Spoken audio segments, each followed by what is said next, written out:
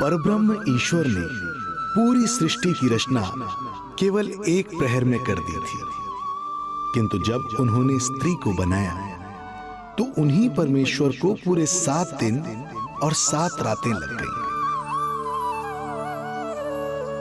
क्योंकि उन्हें स्त्री के व्यक्तित्व में मां बनने की अद्भुत क्षमता का निर्माण करना था,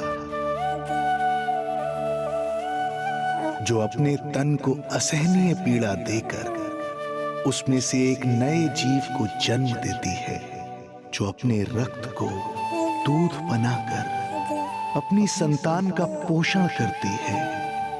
वो एक मां ही होती है।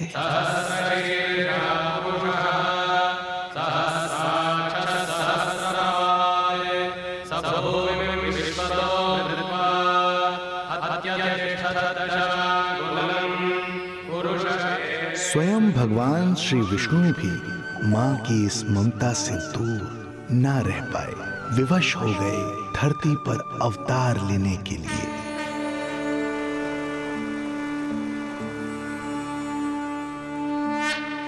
शांताकारं भुजगशयनं पद्मनाभं सुरेशं विश्वाधारं गगनसदृशं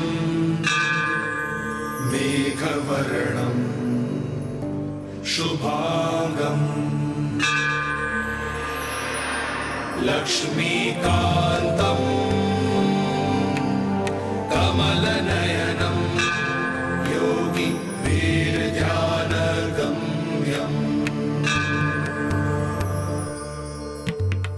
वन्दे विष्णुं भवभयहरं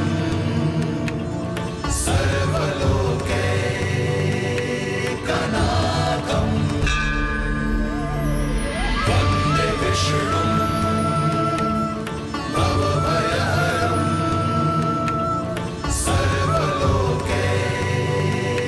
सर्वलोकैकनाथं।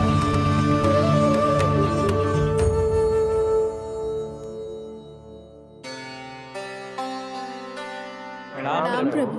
प्रणाम प्रणाम माता।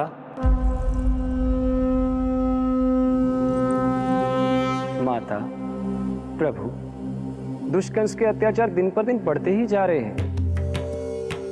पृथ्वी की शांति नष्ट हो रही है प्रभु, और मैं देवराज इंद्र होकर भी कुछ नहीं कर पा रहा हूँ।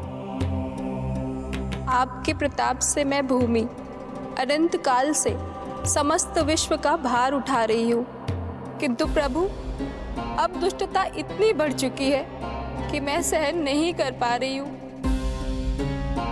अब दया कीजिए प्रभु, इससे पहले कि मैं बुराई के इस असीम भार के नीचे दबकर ब्रह्मांड की अतल गहराइयों में खो जाऊं। मेरी सहायता कीजिए प्रभु। आंखें खोलिए प्रभु, आंखें खोलिए।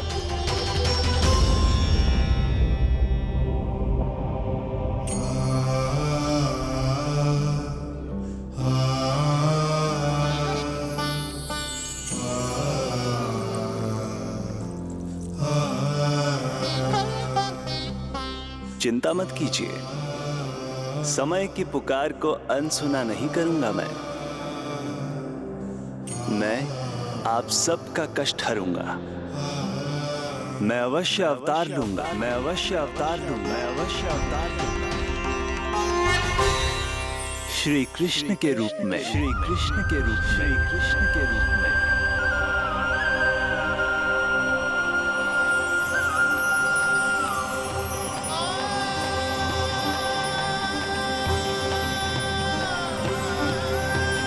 वसुदेवसुतं देवं कंसचाणूरमर्दनं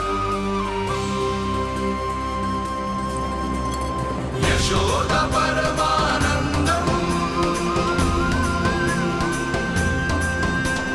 कृष्णं वन्दे जगद्गुरुं, कृष्णं वन्दे जगद्गुरुं। वसुदेव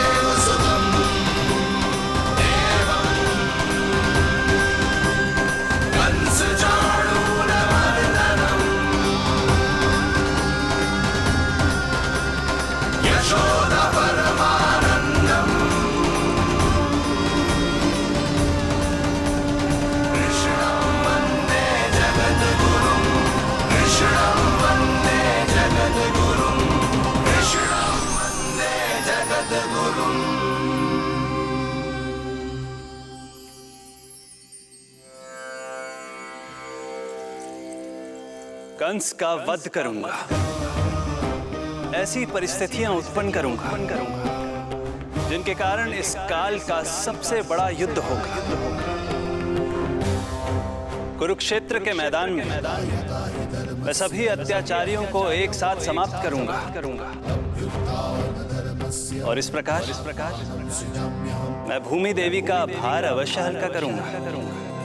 मैं धन्य हुई प्रभु। हम धन्य हुए प्रभु। किंतु ये सब मेरे अगले अवतार के प्रमुख कारण नहीं है। तो फिर प्रभु? मेरे अगले अवतार का सर्वप्रथम और सर्व प्रमुख कारण है मां के अलौकिक प्रेम का अनुभव करना। मैं मां की ममता के सभी रूपों का आनंद लेना चाहता हूं। उसके हाथों से भोजन करना, उसके अंग से लिपट जाना, लोरियां सुनना, संसार के सभी संकटों से सुरक्षित उसकी गोद में सोना, उसे मां मां कहकर पुकारना, सांसारिक विषयों के बारे में उससे जानना,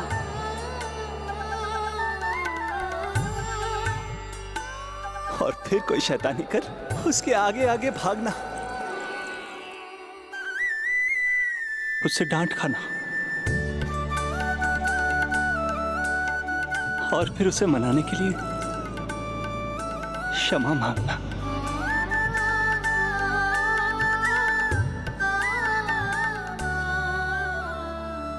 कितना आनंद आएगा जब वो मुझे दंड देने के लिए मेरे पीछे पीछे दौड़ेगी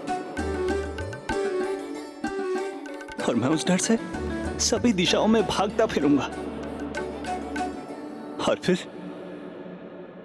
जब वो थककर हाँफते हाँफते रुक जाएगी तो मैं स्वयं उसके पास जाऊंगा, उसकी ममता भरी गोद में समा जाऊंगा।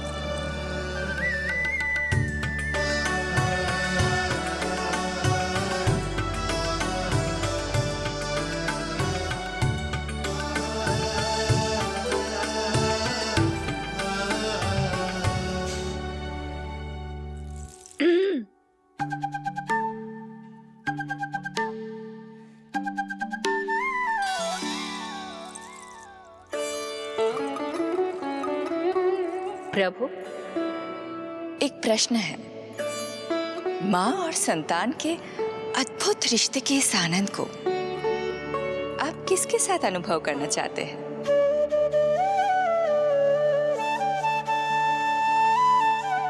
प्रभु, कौन है वो सौभाग्यशाली महिला जिन्हें आपने अपनी माँ के रूप में चुना है? वो महिला है यशोदा।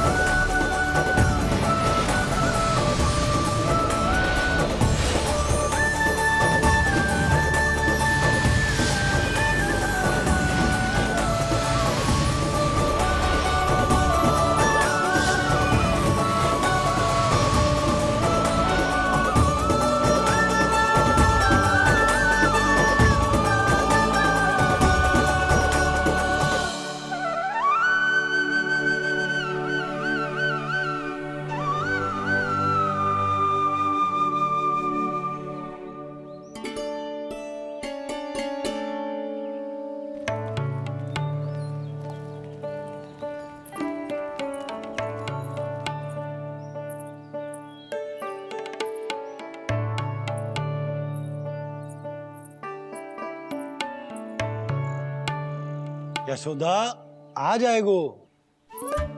आपके जैसा बड़ा ना है कि रास्ता ढूंढते हुए अपने आप घर लौट आएगो। बस 6 महीने का बालक है, अबोध है। हे नारायण, क्षमा करना, अपने पति देव से ऊंचे स्वर में बात कर ली मैंने।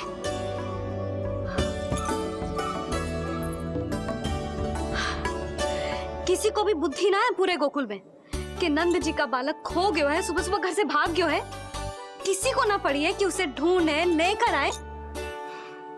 यही सामान देते हैं वे गोकुल के राजा को। हे भगवान, ना जाने मेरा बच्चा कहाँ होगा, कैसा होगा। कितना समय होगा है? अब तक तो भूख भी लगी आई होगी उसे। आप क्यों रुक गए? आप खाओ। हाँ हाँ, आप खाओ, आनंद से खाओ। आपको तो कुछ चिंता ही ना है। माँ ही तड़पती है अपनी संतान के लिए।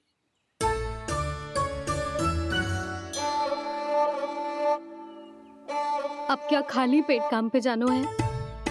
क्या कहेंगे सब कि यशोदा अपने पति को भूखा रखे?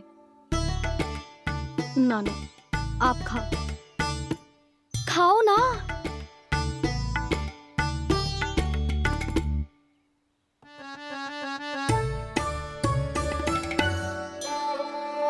गुड़ के लड्डू कितने पसंद है उसे, कब से बना के रखे हैं। यशोदा, तुम स्वयं क्यों नहीं जाकर ढूंढती उसे? लड्डू भी खिला दियो और घर वापस भी ले आएंगे। जाओ, शीघ्र जाओ।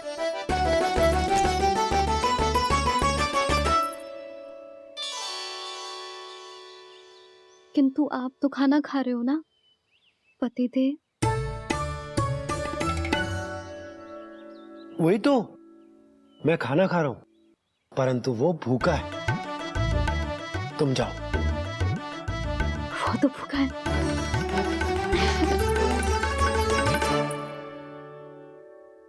ये बनेगी श्री हरि के अगले अवतार की माँ।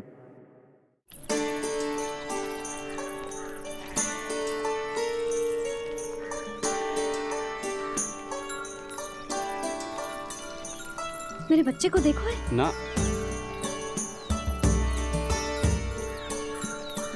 काकी, मेरे बच्चे को देखो है। नहीं नहीं,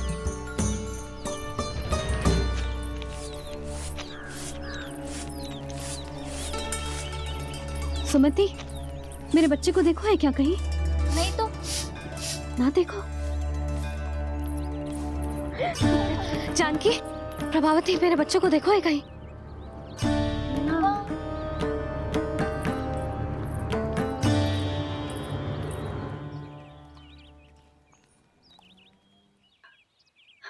कहाँ है तू? देख, तेरी मैया कितनी चिंतित हो रही है, और तू है कि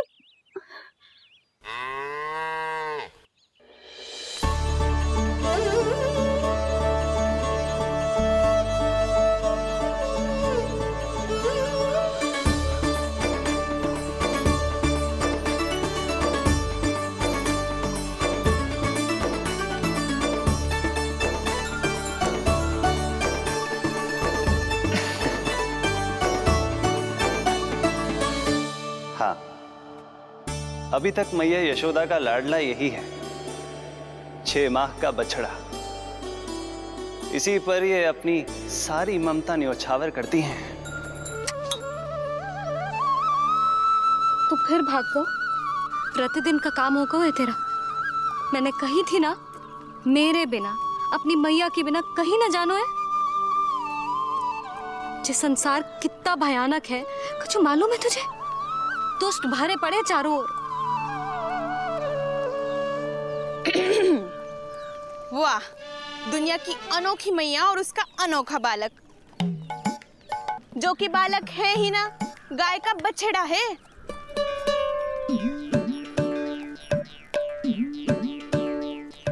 तो लक्षणा, तुम्हारी जे दशा कौन ने की?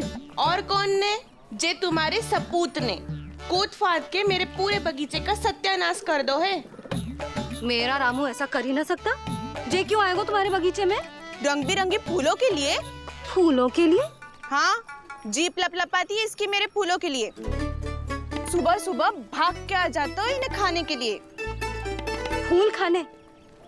सुलक्षणा, तुम्हें कछु वहम हुआ है। जे मेरा रामू है, जे फूल वूल क्यों खाएगो भला?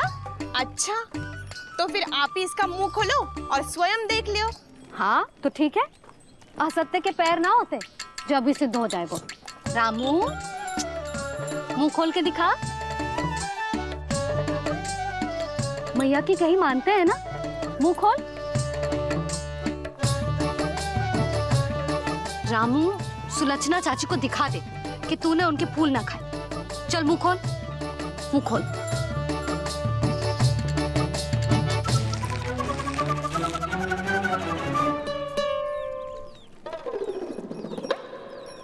हाँ हाँ देख लो, इसने कछु ना खाया है। हाँ हम चल रहे हैं। अरे पर मुझे भी तो देख लेने दो।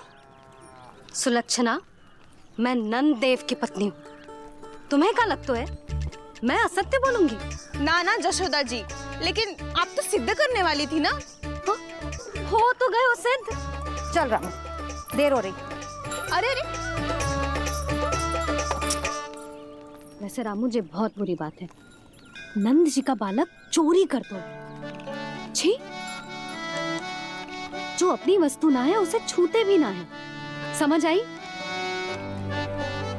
जे करूंगी सुलक्षणा के यहाँ भरी टोकरी बेसन के लड्डू भिजवा दूंगी, प्रसन्न हो जाएगी। ये तो बड़ी चतुर है प्रभु। हाँ प्रभु, और जीवट भी है इनमें। बस यही देखा आप सबने? क्या आपने एक मां की चिंता नहीं देखी? प्रत्येक मूल्य पर अपनी संतान की रक्षा करने का स्वभाव नहीं देखा? या फिर असत्य भाषण करने पर अपनी भूल सुधारने की व्यग्रता नहीं देखी? कोई बात नहीं, मैं बताता हूं यशोदा क्या है। यशोदा पवित्रता की प्रतिमूर्ति है, विश्वास का आधार सुरक्षा की भावना है, ममता का मूर्त रूप है वो, वात्सल्य की गंगा है, भावनाओं का बहता हुआ निर्झर है। यशोदा अपने आप में परिपूर्ण है। यशोदा मां है। प्रभु, मां यशोदा निश्चित ही अद्भुत है, जिनके यहाँ आप पुत्र बनकर जाना चाहते हैं, उन्हें तो असाधारण होना ही है। किंतु प्रभु, आपके दिए हुए वचन के अनुसार आपको देवी देवकी का पुत्र बनकर जाना है, तो फिर आप एक ही जन्म में दोनों माताओं के पुत्र कैसे बन सकते हैं? आपका प्रश्न उचित है इंद्रदेव। पूर्व काल में प्रजापति सुतप्पा और उनकी पत्नी प्रश्नी ने मेरी घोर तपस्या की थी।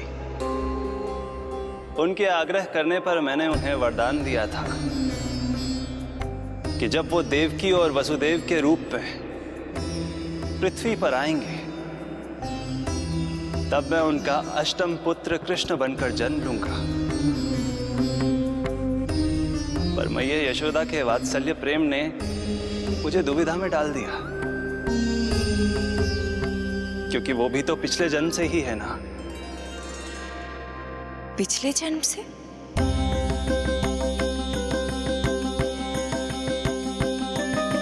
पिछले जन्म में मैया यशोदा 8 वसुओं में से एक श्री द्रोण की पत्नी धरा थी।